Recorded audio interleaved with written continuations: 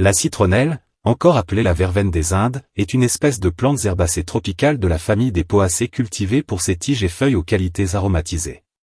Son nom scientifique est Cymbopogon citratus. J'ai très souvent conseillé aux gens de faire cette infusion, l'eau chaude avec de la citronnelle, pour boire le matin. Cela fait beaucoup de bien à notre corps. Cette boisson nous débarrasse de beaucoup de déchets, indique le diététicien béninois Elvis Untodji, propriétaire d'un cabinet médical à Porto Novo, qui a parlé à la BBC Afrique.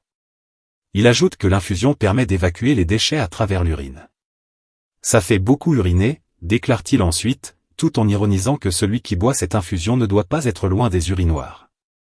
Et son arôme facilite son utilisation. Je me rappelle que c'est cette infusion que nous prenions comme thé chaque matin avant d'aller à l'école. Mes parents la cultivaient à la maison comme herbe médicinale.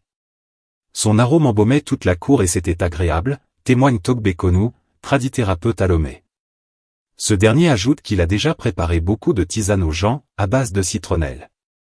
Beaucoup négligent cette herbe mais elle est très efficace, précise-t-il. Beaucoup de bonnes choses se disent sur cette plante que de nombreuses familles aiment avoir à côté de chez elles, surtout dans un coin à la maison. Dans tous les cas, c'est ce que conseillent ceux qui sont habitués à son utilisation. Comment se présente cette plante ?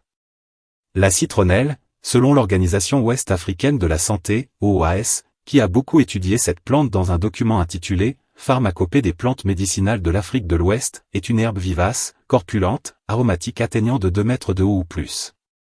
Originaire de l'Asie tropicale, cultivée comme herbe médicinale et utilisée aussi comme plante ornementale en horticulture, la citronnelle est robuste avec des feuilles odorantes et aromatiques, se dressant sur les racines adventives, les glumes inférieures de l'épier sessile sont étroitement lancéolées, presque plates, profondément concaves, avec un fond de dépression arrondi et sans ailes au sommet.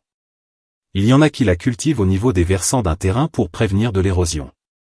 Parce que ses racines fortement ancrées dans le sol constituent un solide dispositif contre l'érosion, souligne Désiré K., environnementaliste. C'est une herbe qui peut être utilisée fraîche ou séchée. Dans les deux cas, elle garde toujours ses vertus aromatiques. Abonnez-vous à la chaîne pour ne rater aucune vidéo.